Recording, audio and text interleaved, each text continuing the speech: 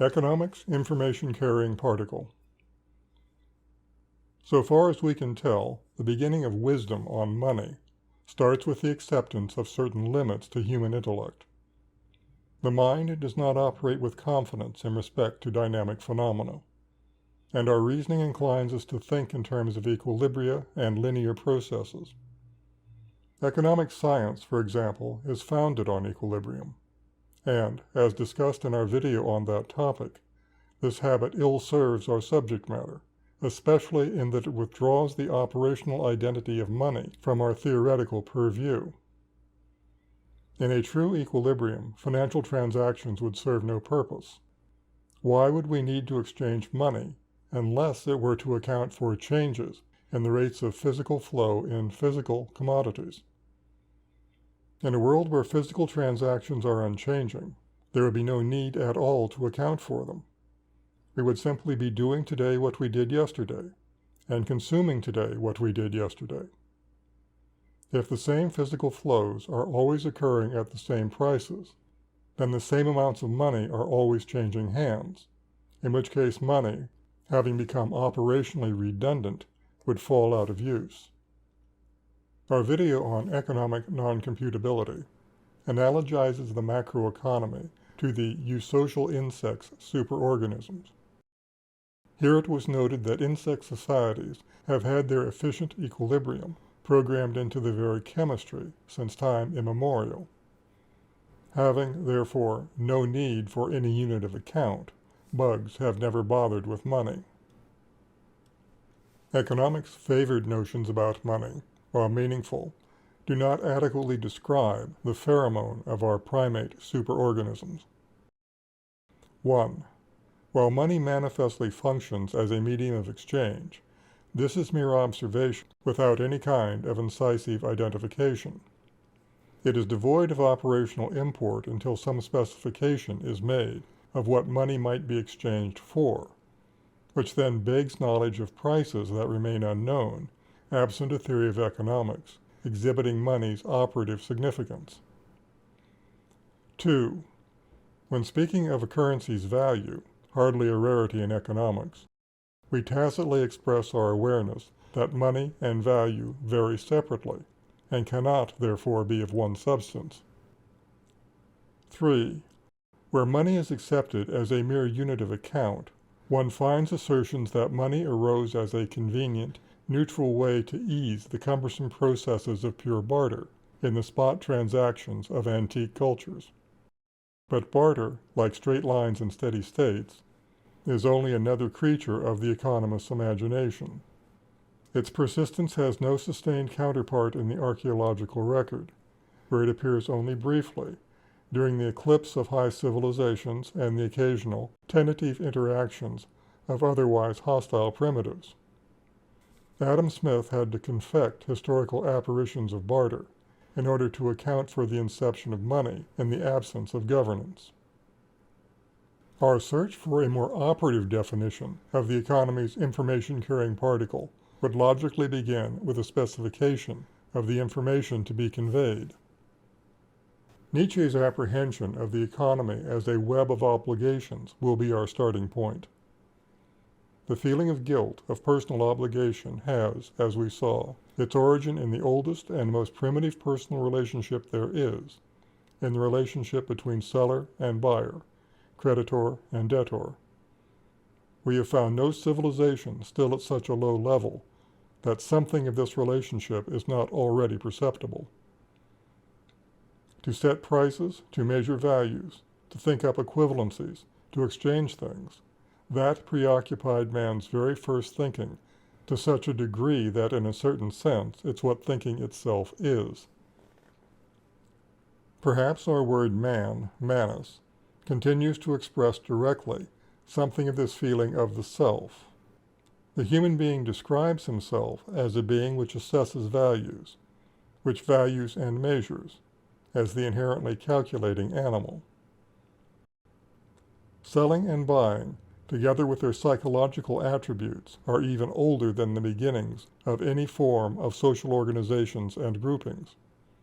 Out of the most rudimentary form of personal legal rights, the budding feeling of exchange, contract, guilt, law, duty, and compensation was instead first transferred to the crudest and earliest social structures in their relationships with similar social structures, along with the habit of comparing power with power, of measuring, of calculating. The eye was now adjusted to this perspective, and with that awkward consistency characteristic of thinking in more ancient human beings, hard to get started but then inexorably moving forward in the same direction, people soon reached the great generalization. Each thing has its price. Everything can be paid off. The oldest and most naive moral principle of justice, the beginning of all good nature, all fairness, all goodwill, all objectivity on earth. So the economy's information-carrying particle must be sufficient to express the web of obligations that hold economic operations together across time. Money operates in this capacity by making obligations precise, as in the sense of debits and credits, which is a practical necessity for commerce among vast, impersonal economic agents operating in an environment of changing boundary conditions. An instructive instance of money's creation and annihilation through ordinary accounting entries is provided by illustrating the familiar practice of vendor financing. Crane the contractor approaches Wolf the lumberman for a load of wood with which to complete a row of houses. Wolf lets him take the wood, asserting Crane's obligation to him by debiting his accounts receivable. Crane acknowledges his obligation by crediting his accounts payable. At the end of the month, Crane has not sold any houses, so he asks Wolf to carry his debt, and Wolf agrees. Crane begins paying Wolf the ongoing rate of interest on his account. Have not Crane and Wolf thus created money in the amount of their account? An answer to the affirmative is called for through consideration of the effect that a preponderance of such activity has on the currency value in which these accounts are denominated. Though Wolf and Crane neither created nor destroyed any coins or banknotes in formalizing the obligation of one to the other, they have created a bit of inflation.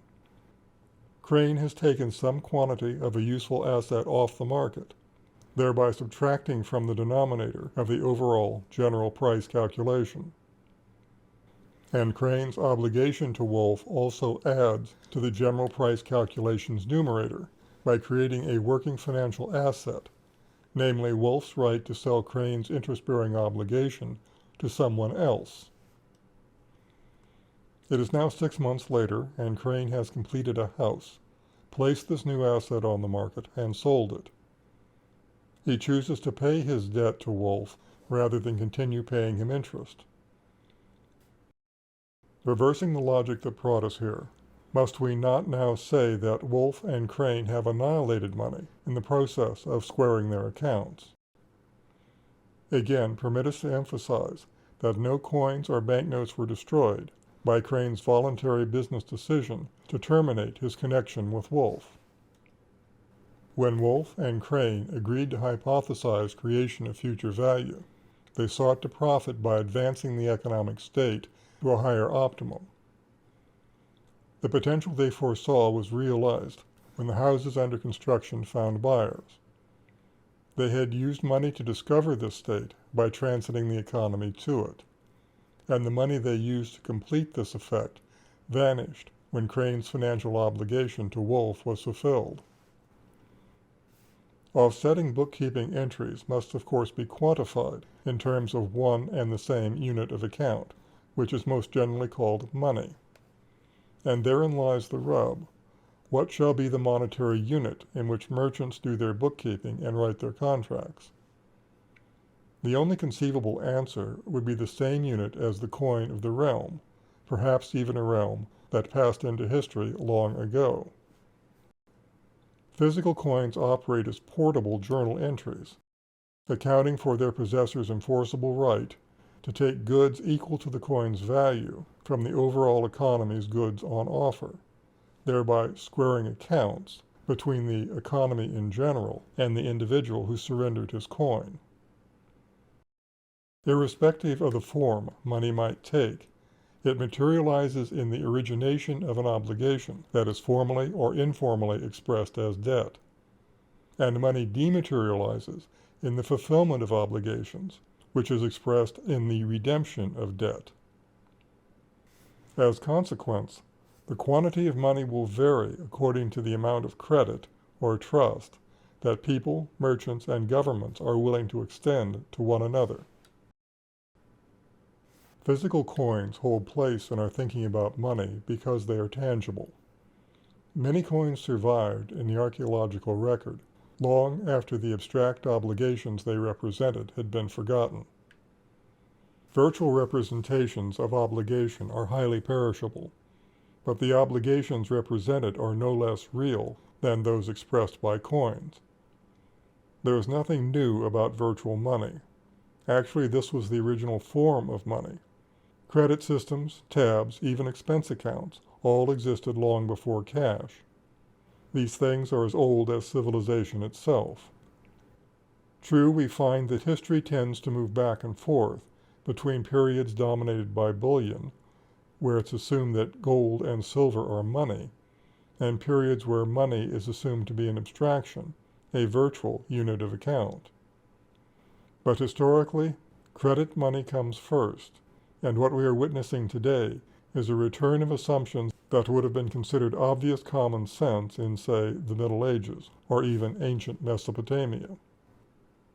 As we have observed, money's function is physically encoded in the economies of the insect realms, where chemical pheromones have proven to be entirely serviceable information-carrying particles for superorganisms having invariant economic boundary conditions. Noting that the boundary conditions of our primate macroeconomy are always changing, we realize that the abstract information-carrying particles we create must operate to stabilize transits from any current economic state toward discovery of some other state, wherein optimality will occur in respect to a different array of technical and utility trade-offs.